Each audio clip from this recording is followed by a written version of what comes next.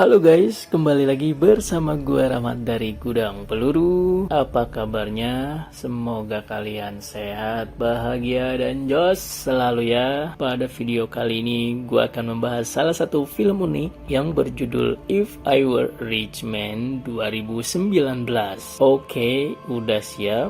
Kita lanjut ya. Film dibuka dengan seorang pria bernama Santi. Santi adalah pengangguran baru karena ia belum lama dipecat dari pekerjaannya sebagai buruh pabrik. Ia mempunyai seorang istri bernama May, di mana May sedang mengajukan gugatan cerai dengan alasan Santi adalah seorang pengangguran. Kini Santi hanya tinggal di dalam mobil van bari menunggu pekerjaan baru yang tidak diketahui kapan datangnya. Dan selama itu jugalah ia sering kena tilang oleh polisi akibat parkir sembarangan. Mau nggak mau Santi harus bekerja serabutan agar bisa mendapatkan sedikit penghasilan. Tak tanggung-tanggung menjadi pesuruh dari orang kaya pun Santi mau, walau ia sendiri sangat sering diremehkan. Ya, bisa dibilang Santi merasa kalau hidup itu tidaklah berguna serta dipenuhi oleh kesialan. Di samping itu semua, Santi lebih sering menghabiskan waktunya bersama dua orang teman yang bernama Pedro dan juga Marco. Marco sudah berkeluarga serta memiliki dua orang anak, sedangkan Pedro merupakan seorang lajang yang harus tinggal bersama ibunya. Pedro bekerja sebagai operator di SPBU yang sangat sering dimintai bensin gratis oleh Santi akibat tidak memiliki uang. Setelah itu, Santi pun bertemu dengan May demi membahas gugatan cerai yang ternyata surat cerai baru bisa keluar setelah 3 bulan masa pengajuan. Seusai pertemuan itu, Santi pun curhat kepada seorang ibu penjual tiket lotre. Di sini Santi dibujuk untuk membeli 1 tiket lotre demi meluapkan rasa pusingnya. Yang tanpa pikir panjang, Santi segera membeli tiket tersebut serta menyimpannya di dalam bungkus rokok.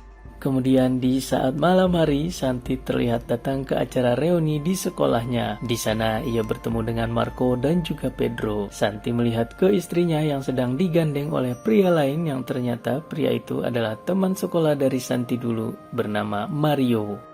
Mario dulunya sering dibully karena ia memiliki fisik yang gendut. Namun sekarang ia memiliki badan yang atletis dan menjadi atasan May di kantornya. Alhasil Santi pun pulang dengan rasa kesal yang luar biasa. Namun setelah beberapa waktu Santi masih belum bisa tidur, di mana ia malah sengaja membuang bungkus rokok beserta tiket lotrenya. Ketika hari berganti, May memberitahu kalau Mario tertarik menawarkan pekerjaan kepada Santi yang pengangguran, di mana Santi akan melakukan interview terlebih dahulu sebelum resmi jadi pekerja. Dari situ Santi pun langsung dibanding-bandingkan dengan Mario yang sudah memiliki penghasilan luar biasa. Namun siapa sangka gak lama dari itu nomor pemenang lotre pun mulai diumumkan. Santi yang teringat dengan tiket lotrenya segera bergegas mengobok-obok tempat sampah. Bahkan saking buru-burunya Santi pun sempat disangka stres oleh tetangganya akibat pengangguran dan juga ditinggal oleh sang istri. Tapi mereka nggak tahu aja kalau ternyata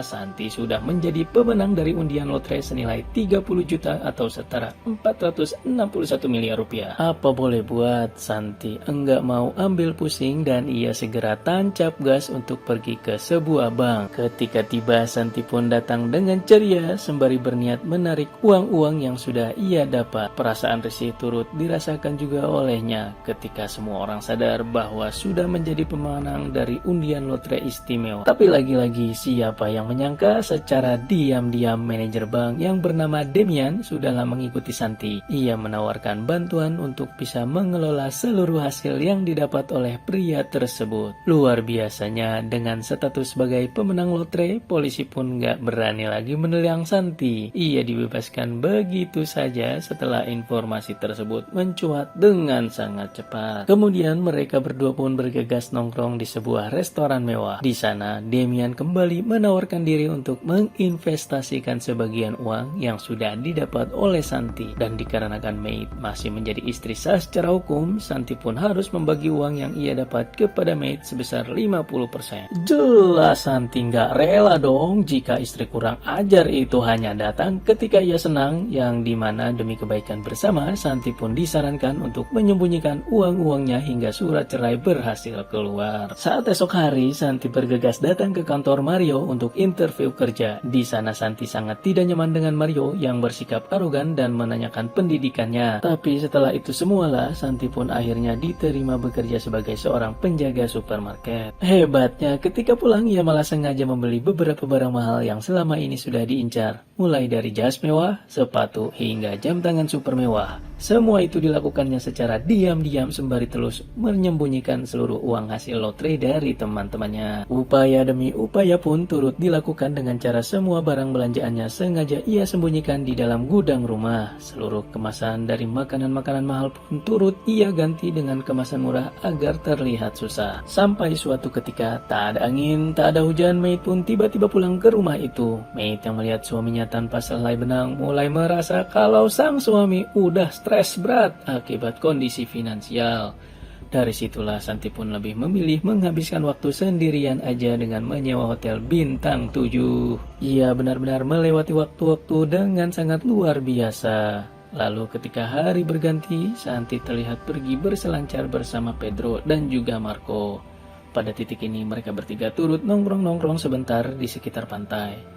Nggak jauh-jauh juga Mario turut berada di tempat yang sama sembari berselancar seorang diri. Saat perjalanan pulang, Santi harus kena tilang lagi untuk yang kesekian kalinya, di mana dengan segera Santi bergegas sembunyi agar si polisi tetap menilang mobil mereka. Namun sayangnya Santi harus ketahuan dan berujung kedua temannya harus dibuat bingung karena tiba-tiba saja si polisi batal menilang. Berusaha untuk tetap nggak ketahuan, Santi berkata bahwa ia memang berkenalan baik dengan polisi tersebut. Kemudian waktu pun berlari dengan cepat dan Santi akan segera bekerja sebagai karyawan supermarket. Di sini Santi diantar oleh seorang sopir pribadi yang mana ia turut mengganti bajunya sebagai petugas kebersihan. Dan ketika tiba di supermarket, ia pun dimarahi oleh Mario karena Santi terlihat miskin sekaligus kumuh. Namun Mario nggak tahu, meskipun begitu, Santi tetap aja menahan amarahnya agar identitas ia sebagai orang kaya tidaklah ketahuan. Dan barulah sepulang kerja, Santi sengaja membeli sebuah kapal demi membalas perkataan si pemilik kapal yang pernah meremehkannya. Bahkan sekarang ini, mantan pemilik kapal itu malah disuruh bersih-bersih kamar mandi selayaknya orang keseluruhan. Tak lama kemudian, Santi yang baru pulang berbelanja pun tak sengaja bertemu dengan Pedro dan juga Marco. Sontak Santi langsung refleks membuang seluruh belanjaannya ke tong sampah, seolah-olah tidak berarti sama sekali. Setiba di rumah, datanglah kedua mertua yang belum tahu apa-apa terkait perceraian dari Santi dan juga Maid. Alhasil, obrolan mulai berlangsung panjang sampai-sampai si bapak mertua mulai menyadari kalau jam tangan yang dipakai oleh Santi adalah jam tangan super mewah. Tak mau sombong, Santi langsung berkata bahwa jam yang ia pakai hanyalah jam KW biasa. Dan selepas dari malam tersebut, tiba-tiba saja Santi mulai merasa sedih. Ia menyesal sudah menikmati uangnya sendirian. Yang berujung Damian pun diminta untuk membuat rencana pembagian jatah kepada Pedro beserta Marco. Di sini jatah Pedro sengaja disalurkan melalui seorang wanita yang pura-pura menawarinya pekerjaan sebagai model dengan bayaran bermiliar-miliar. Sementara Marco sendiri, ia sengaja diinformasikan bahwa dirinya baru saja mendapatkan warisan dari pamannya senilai 5 miliar rupiah. Singkat cerita, di saat Santi sedang bermain golf, ia pun diberitahu oleh Damian bahwa Mario baru saja meminjam uang di sebuah bank yang setelah ditelusuri ternyata Mario berencana menjual supermarketnya dan bahkan mem-PHK seluruh pegawainya. Di sisi lain, Marco terlihat menghambur-hamburkan uang yang baru saja ia kira didapati dari warisan. Dari situlah mau nggak mau Santi harus mengaku kepada kedua temannya bahwa ia sudah menang lotre. Dan jelas saja Pedro sama Marco langsung tercengang sampai-sampai mobil si Marco harus tercebur begitu saja. Lalu hari pun berganti di mana Marco mengumumkan informasi pahit supermarket miliknya akan segera bangkrut alias tutup total. Dan ujung-ujungnya atas kabar tersebut Santi malah merasa bodoh amat. Ia sengaja mengajak Maid untuk makan malam bersama di rumahnya. Santi sengaja menyewa koki beserta pelayan hanya untuk menyajikannya untuk berbagai hidangan spesial. Dan sebelum benar-benar berpisah, Maid bersama Santi terlihat melewati malam itu dengan romantis. Saking romantisnya, Santi udah ngebet parah untuk memberitahu bahwa belakangan ini ia baru saja memenangkan lotre. Namun siapa sangka bukannya senang, Maid langsung marah besar. Keadaan buruk ini juga turut menimpa kedua temannya setelah Pedro dianggap sebagai model yang buruk, sedangkan Marco sendiri mulai mengalami permasalahan rumah tangga setelah ia mendapatkan uang tersebut.